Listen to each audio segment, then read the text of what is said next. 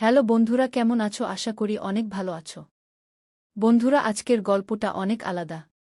বন্ধুরা, চ্যানেল নতুন হলে অবশ্যই সাবস্ক্রাইব করে সাথে থাকুন। ধন্যবাদ। 4 দিন আগে সাফিন তার পরিবারের সবার সাথে এসে আমাকে দেখে গেছে। ওরা এসেছিল মোট 14 জন, যাকে বলে কনে দেখা। সেই জন্য আম্মুকে কষ্ট করে বিরাট আয়োজন করতে হয়েছে। ওরা আমাকে খুব পছন্দ করেছে, আমরাও সাফিনকে পছন্দ করেছি। বলতে গেলে দুই পরিবারকে পছন্দ হয়েছে। আজ এসেছি একটা রেস্টুরেন্টে দুজন একান্তে কথা বলে আর একটু জানাশোনা হওয়ার জন্য। প্রথমে তো লজ্জাই পাচ্ছিলাম। এটা কি জেনতেন কথা বলা, হবু বরের সাথে কথা, লজ্জা লাগাটাই তো স্বাভাবিক। সব সময় আমার নাকটা খুব ঘামে, এখনও ঘামছে। এটা দেখে সাফিন বলল, নাক ঘামা মেয়েদেরকে হাসবেন্ডরা খুব আদর করে। এই কথা শুনে আমার আরও লজ্জা লাগছিল।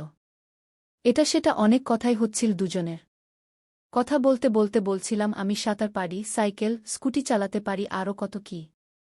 এইসব শুনেই সাফিনের মুখের ভাব আর গলার আওয়াজ একটু পাল্টে গেল। মেয়েদের এইসব শেখার কি দরকার? মেয়েরা মেয়েদের কাজ শিখবে, মেয়েদের কাজ করবে, সব কিছুতেই মেয়েদের ঢুকে যাওয়ার কি দরকার? ছেলেদের এবং মেয়েদের সব কাজ, খেলাধুলা সব কিছুই আলাদা। ছেলেদের জিনিস মেয়েদের কেন শিখতে হবে? ঠিক আছে, আগে যা করেছ, বিয়ের পরে এই সব করতে পারবে না। সাফিনের এই কথা শুনে আমি নড়াচড়া করতে ভুলে গেলাম। এই লোক বলে কি? আমার তো টাস্কি খাওয়ার জোগাট। আমার লজ্জার আভাটা মিলিয়ে গেল মুহূর্তেই। আমার অনুমতি না নিয়েই আমাকে তুমি করে বলছে, এটা এখন খেয়াল করলাম। ব্যাপারটা খুবই দৃষ্টিকটু। অনুমতি নেয়া তো সাধারণ ভদ্রতা। সেটা বুঝতে না দিয়ে খুব নরম আর মোলায়েম ভাবেই জিজ্ঞেস করলাম, তাহলে একটু খুলেই বলুন মেয়েদের কাজটা কি? মেয়েদের কি শেখা উচিত? সব কিছু তো জানি না। বিয়ের পরে যেন কোনো অসুবিধা না হয় তাই আগে থেকেই সব কিছু জেনে নেয়া ভালো, তাই না? সাফিন ভীষণ খুশি হল আমার কথা শুনে। বুকের ছাতি যেন ফুলে গেল। একজন মূর্খ নাদান মেয়ে তার বউ হতে যাচ্ছে, এর চাইতে আর খুশির কি হতে পারে? যেটা বেশিরভাগ ছেলে সব সময় কামনা করে। সাফিন বলতে শুরু করল, মেয়েরা বাসার কাজ করবে, সন্তান লালনপালন করবে, স্বামীর সেবায়ত্ন করবে, মজার মজার রান্না শিখবে, ঘরের কাজ শিখবে। আমার আর সহ্য হচ্ছে না। থাক বাকিটা আমিই বলছি, শুনুন, মিলিয়ে দেখেন ঠিক আছে কি না, ভুল কিছু বললে শুধরে দিবেন। সাফিনের মুখে চওড়া এক হাসি ফুটে উঠল। স্বামী এবং তার বাড়ির সবার কথা এক বাক্যে মেনে চলা, বয়সে ছোটদেরও তমিজের সাথে কথা বলা, তাদের বেয়াদবি সহ্য করা, সবার সেবা যত্ন করা, সবার প্রয়োজনের দিকে খেয়াল রাখা, কেউ কুটু কথা বললে মুখ বুজে সহ্য করা, চোখে পানি আসলেও সবার সামনে গোপন করা, আড়ালে গিয়ে চোখের পানি ফেলা, নিজের জিনিস অন্য কেউ পছন্দ করলে বিনা বাক্যে দিয়ে দেয়া। ঠিক আছে, তুমি তো অনেক ভালো একটা মেয়ে। তুমি দেখি সব কিছুই জান, চমৎকার। আমার জীবনসঙ্গী এতটা ভালো হবে বিশ্বাসই হচ্ছে না। আজকাল তো এমন মেয়ে দেখতেই পাওয়া যায় না।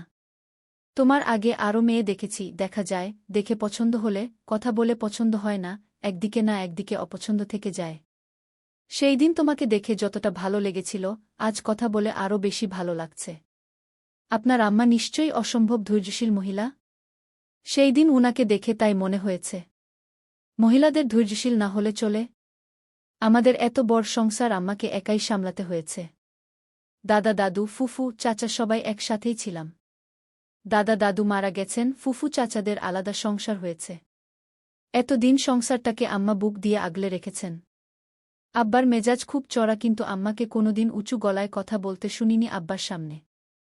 আব্বার সব জিনিস ঠিক জায়গায় থাকতে হয়, সময়মতো সব কাজ করতে হয়। উল্টাপাল্টা হলেই আব্বার রাগ উঠে যায়। এখন আম্মার বয়স হয়েছে, ছেলের বউরা এখন দেখবে। যদিও বাসায় 3 জন কাজের লোক আছে, ওরাই সব কাজ করে। তবে কাজের লোক দিয়ে তো আর সব কাজ হয় না। আপনিও কি আপনার আব্বার রাগ পেয়েছেন? তা তো মনে হয় একটু পেয়েছি। পুরুষ মানুষের একটু রাগ না থাকলে কিসের পুরুষ? সেটাই তো। আর একটা কথা, বিয়ের পরে আমি কি মাস্টার্সে ভর্তি হতে পারবো নাকি এই পর্যন্তই? আপনার অনুমতি ছাড়া তো কিছুই করা যাবে না। কি দরকার বলতো? অনার্স শেষ হয়েছে, সেটাই যথেষ্ট। চাকরি তো করবে না, শুধু পড়াশোনা করে টাইম ওয়েস্ট করার কি দরকার? আশ্চর্য হলাম এটা শুনে। সেই দিন ওরা আব্বুকে বলেছিল আমার পড়াশোনা শেষ করতে চাইলে ওদের সমস্যা নেই, আর এখন কি বলছে? আমি চাকরি করতে চাই না, এটা তো একবারও বলিনি। তোমার বলতে হবে কেন? আমার ওয়াইফকে কোনোভাবেই চাকরি করতে দিব না। আমাদের টাকা পয়সার কোনো অভাব আছে যে বউয়ের ইনকাম করার দরকার আছে? আমার বোনরাও কিছু করে না। সুন্দর সুখে সংসার করছে। মেয়েরা চাকরি বাকরি করলে চোখ ফুটে যায়, বেয়াদব হয়ে যায়। অফিসে পুরুষদের সাথে ঢলাঢলি করে, পরকিয়া করে। কি যে বিশ্রী অবস্থা! মেয়েদের ঘরে থাকাই মানায়। বুঝলে? আপনার অফিসে কোনো মেয়ে কলিগ নেই? আছে। থাকবে না কেন? তাদের সাথে কথা বলেন না? বলি, দরকার হলে কথা বলি। ছেলে কলিগদের সাথে আপনার সম্পর্ক কেমন? ভালো। বন্ধুত্বপূর্ণ সম্পর্ক। আপনার অফিসে ওই মেয়ে কলিগরা কোনো বন্ধুত্বপূর্ণ সম্পর্কের কলিগদের সাথে ঢলাঢলি করে, পরকিয়া করে, সেটা নিশ্চয়ই আপনি জানেন। এই সব জেনে তাদের কিছু বলেন না কেন? কে বলেছে ওরা এমন না? আমাদের অফিসের পরিবেশ ভালো। তাহলে আপনাদের অফিসটাই বাংলাদেশের মধ্যে একমাত্র ভালো পরিবেশের অফিস? সাফিন আমার একটু উঁচু গলার আওয়াজে একটু দমে গেল। আমার মেজাজ আস্তে আস্তে খারাপের দিকে যাচ্ছে।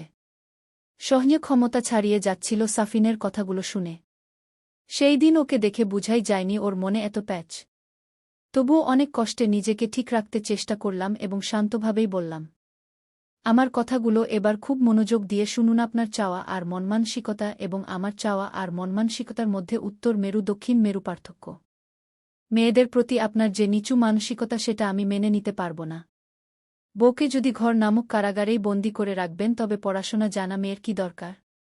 আপনার সব শর্ত মেনে নেবে এমন মেয়ে খুঁজে বের করুন। সেই দিন সবাই যখন বলেছিল আমাদের এনগেজমেন্টটা করে ফেলতে তখন আব্বু মানা করেছিল। আব্বু চেয়েছিল আগে কথাবার্তা বলে দুজন দুজনকে বুঝে পড়ে সামনে এগোতে। আমার আব্বু আম্মু খুব আধুনিক এবং